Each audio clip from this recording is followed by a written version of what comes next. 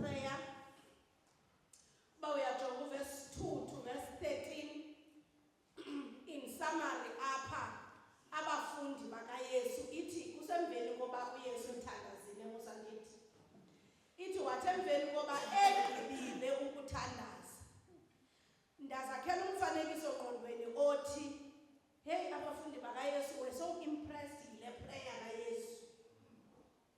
As a result baba interested because xa uyifunda kakuhle ingathi babonise i-interest emveni koba egqibile uthandaza.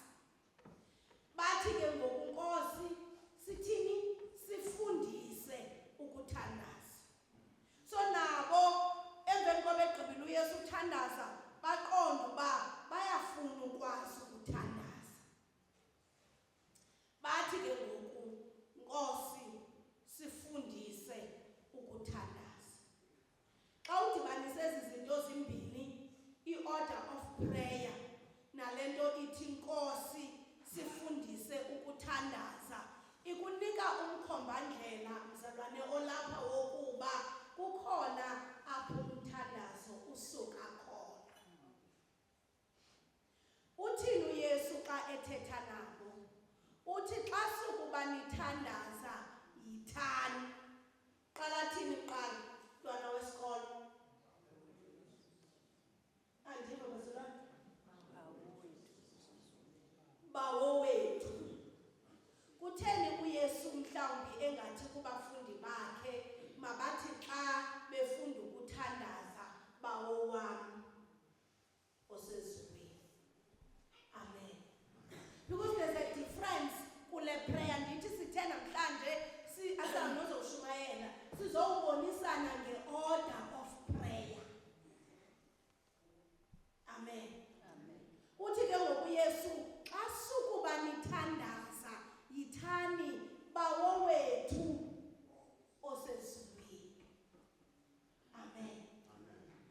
Uthetha ukuthini xa esithi yithani bawo wethu osezulwini? Apha engcingeni yam ingathi uthi uYesu you cannot be able to conquer prayer ume njengesiqu wedwa.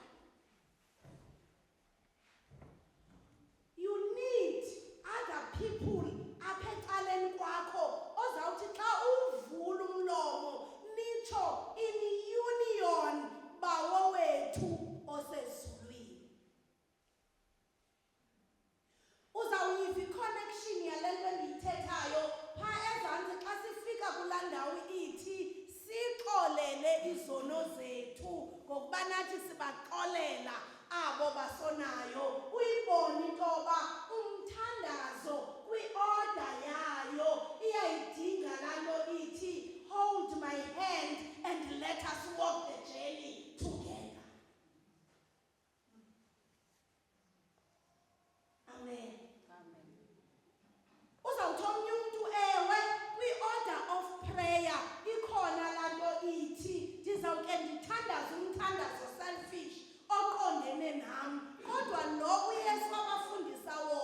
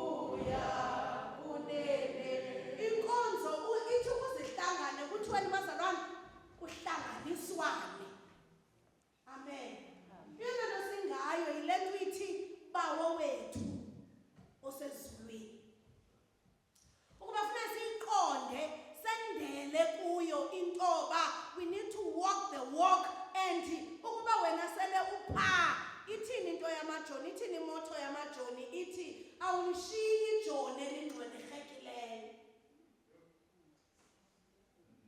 kuba elajoni lingcwelegekileyo lakufunyanwa lutshaba lizawuthetha yonke into yale camp. Amen. Lithi ijoni xa lingcwelegekiile bathi sebehamba umgama bathi xa bebheka befika kukho ijoni elingcwelegekileyo babuye umva bayokulixwayo ukwenzela into yoba ukuba liyafa malifele kule camp nothi kwenye camp.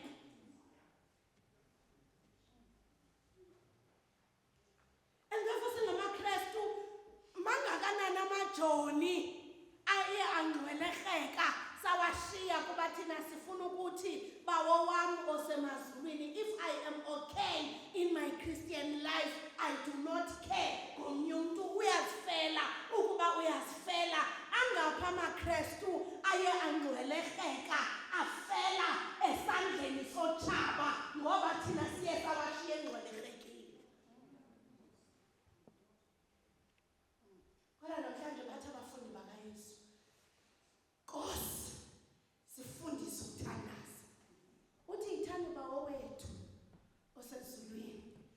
So kule list of our prayers nakule order of prayer, it is to go back siyokhangela ingcwelega zale camp esikuyo ukuze siyokuzixwaya sizibuyise lapha ecampini ukuba ziyafa zifele apha ngaphakathi.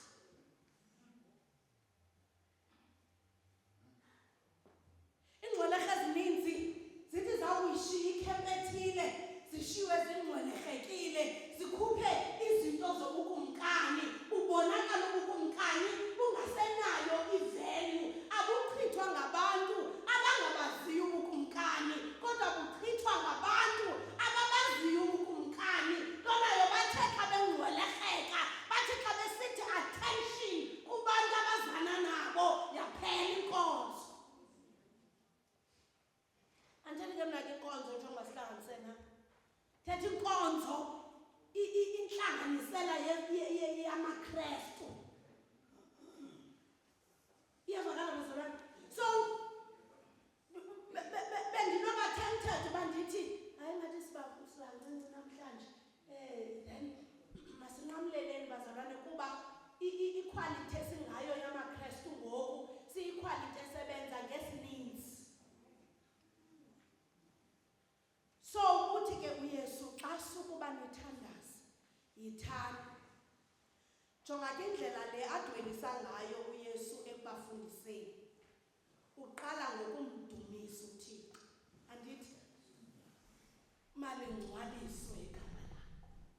Sengathi uphakamisa izandla. Esithi Nkosi ubukumkani bakho mabufike. Uthi Nkosi emveni koba ethe ubukumkani bakho mabufike kule order yakhe uqala ngokumdumisa uThixo. Andithi emveni koba emdumisile bazalwane sengathi wangqamana nomuntu owaqamba ichorus ethi mdumise lona sehluphekweni. Kuba amaxesha amaninzi ezingcwelega zifumaneka xa befuna uThixo bangancedakali mhlawumbi ngendlela abaqonda ngayo ngokuthi uYesu dumisa kwi-order of prayer nokuba izinto zikubangela ubungamdumisi uThixo. Sudumisa kamnandi qhamu, dumisa noba izinto azihambi kakuhle, wena makugcwale indumiso enhlizweni yakho. Uthi emveni koba umdumisile uThixo cela ke ngoku izidingo zakho. Uthini uYesu kule order yakhe siphe namhlanje isonka sethu santoni semihla ngemihla. Athi nama 2K ndiyawuzithengela phambili Nkosi isonka ngoku sendicela undiphe imali yemihla ngemihla. Andidatsho ama 2K. Hayi awatsho bazalwana ama 2K. Athi ama 2K kudala Nkosi ndisicela isonka semihla ngemihla ngoku ndicela undiphe imali yemihla ngemihla. Isonka ndizawusithini? Ndizawuzithengela.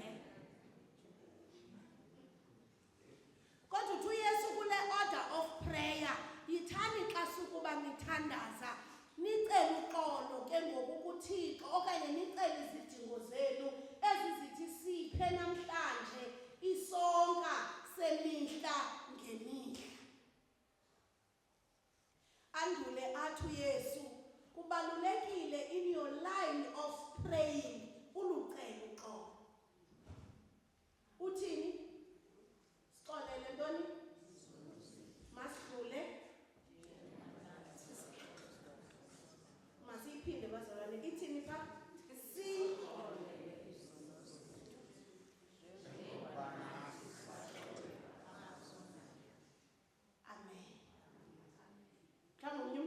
Efika kule ndawo ithi kulula ukuthi sixolele izono zethu once uqala njengokuba, because in line ke ngokulanto ithi siyabona masibazalwane ihamba yonke la sentence ithini ithi sixolele izono zethu izoqala njengokuba ke njengoba itheni. So le ndaba bazalwane isebuthinini isekuxoleleni yithi ulucela wena uxolo ube usazi enhlizweni yakho into yoba you are also forgiving. Amen. Inayo justification le ndaba yoba kuxolelwe. Uthini uMamzolo wapha ku-True FM ereyidweni uthi awuxoleli ngoba uxolela noba. Amen. Meaning uquka all the situations in that one box ukuba funeka uyithandaze le nto ulucelo luxolo with confidence, knowing very well ukuba now uyafikelela, you know how it feels to forgive someone. Amen. So andithi sithetha in the order of prayer. So for this prayer to be successful in your life, remember umthandaza utshintsha ithixo. Iyavakala bazalwane? Hayi, prayer does not change God. But prayer changes you. Umthandazo wenzelwe into yoba utshintshe wena. Umthandazo wenzelwe into yoba utshintshe your mentality. Ubucinga uThixo nguThixo ongeyo provision. Uthi xa uthandazile akuprovide uThixo uyibone le nto bayivela kuThixo ntonayo sisesicimba zisuka kwezinye indawo ezizinto sele sizinikiwe kuThixo. So sixolele izono zethu njengoba nathi sitheni baxolele abo basonayo uThixo. Akufuneka zivaleke ke bazalwane xa sifika kule ndawo ithi njengoba nathi sikwazi ukuxolela. Uthi ke omnye umbhali umthandazo lo ufanisa negrocery list pha esitolo xa uyothenga igrocery andithi uqale mos uliste pha ekhaya ukuba zintoni izinto ozoyozithenga. Ithi ke ngoku lo mbhali uthi ubeka izinto ezisemqoka phambili andithi. So ukwenzela into yoba naxa uthatha pha eshelfini uthi xa uyobhatala uqale ngezinto, ndiyayazi ke mna ke le nto ndiyazi from experience. Uyakwazi ukugcwalisa itroli xa ufika pha ethilini yazi ezi zinto uzithule ngopha eshelfini.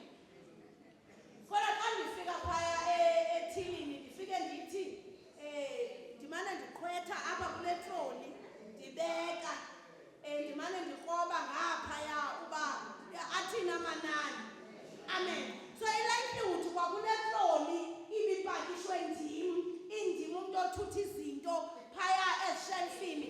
Ilikelihood is that kukho izinto ezizawujika. Because umnotho utheni awutsho. So ithi ke ngolombhali iprayer uyifanisa negrocery list yona obeka izinto ezisemqoka uqale ngokubeka ezibalulekileyo. Bazawuthi otishara phaya esikolweni zi-needs, izinto ezidingekayo. Ugqibelise ke ngoku nge-wants, izinto wena ozifunayo.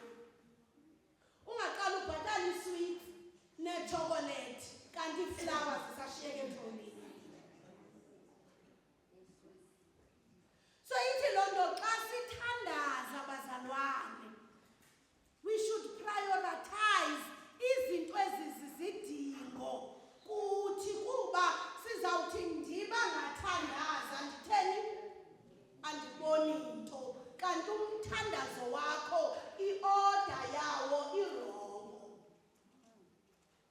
Kuba uThixo will not give you into oyifunayo ngiyayiphinda lento. God will give you into oyidinga.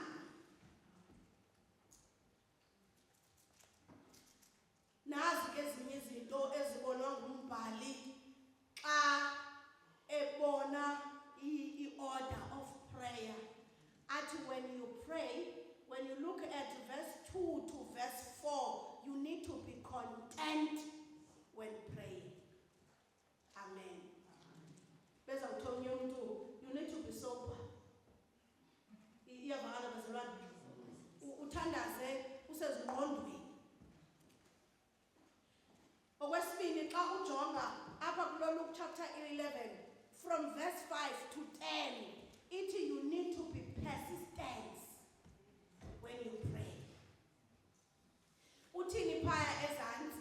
Uthi nguphi na umzekelo wenzayo? Uthi nguphi na umuntu onokuthi efikelwe zindwendwe aye kummelwane wakhe ayocela into ayidingayo, athi nommelwane xa ephendula athi hayi sesilele thina nabantwana bamsebelele asizuvukela loo nto thina yoba wena ufikelwe zindwendwe kukho into oyicelayo, aphesiste umntu engemkitu emnyangweni womntu.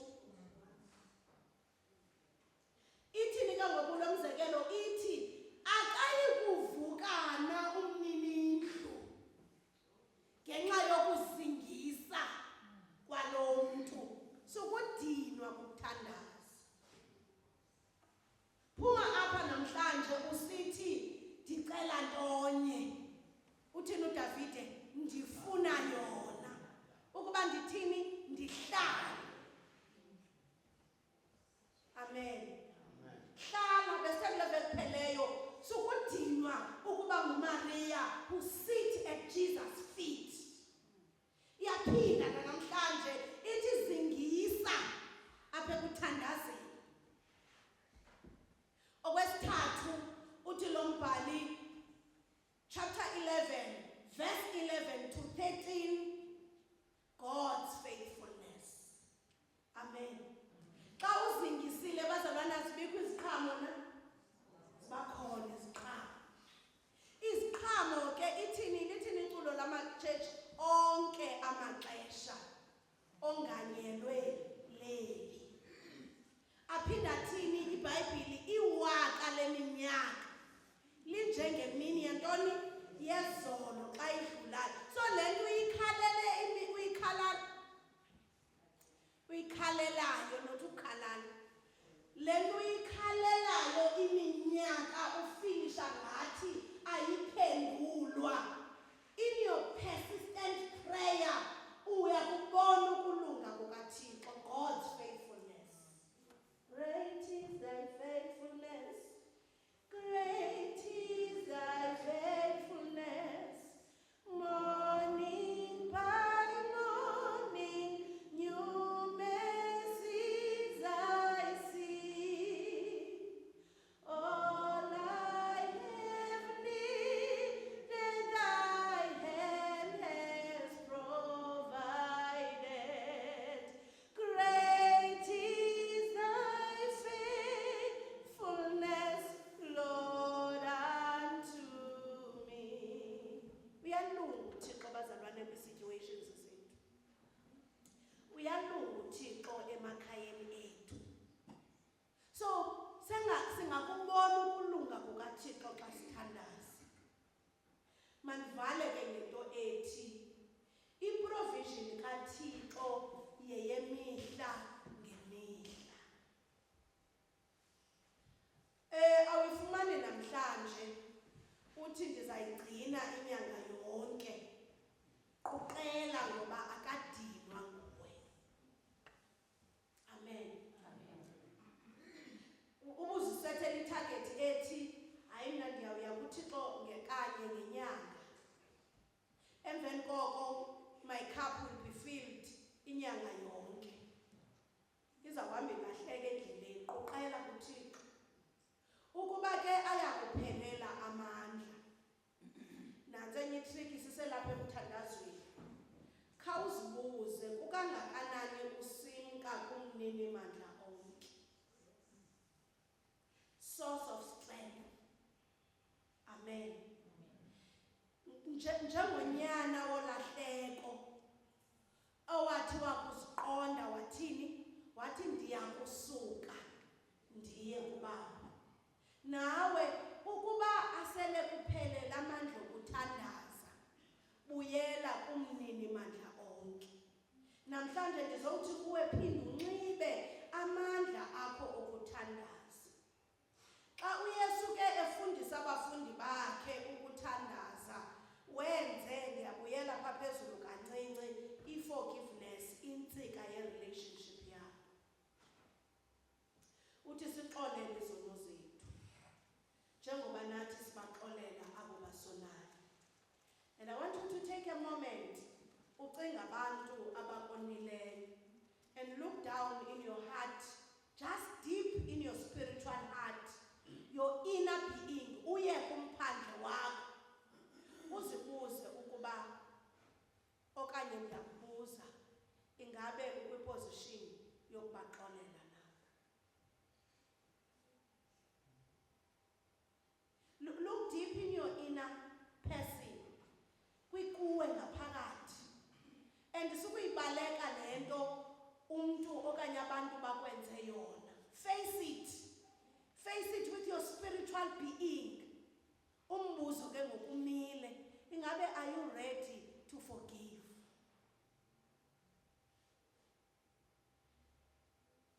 Uthi ke omnye umbhali xa ethetha, present good fathers babaphatha kakuhle abantwana babo. Ithi ke ngokukobeka phina kubawo wethu osemazulwini ukusiphatha kakuhle nje by forgiving other people. Ewe siyavuma ukonile lo muntu, kodwa namhlanje be persistent and consistent ekuthini bawo ndixolele izono zam njengoba nami ndibaxolela abatheni abo bandonayo. Esona sipho sikhulu ke bazalwane kule mfundiso ebendiza nayo namhlanje, angasinika yona ubawo ngumoya oyingcwele. Kuba ukuba usiphokazi lo ezisiqu uthi ngemilebe yomlomo wakhe, hayi ndibaxolele. Amen. Kodwa uina siphokazi lo umoya oyingcwele uyakrweca athi awuxolelanga. Amen.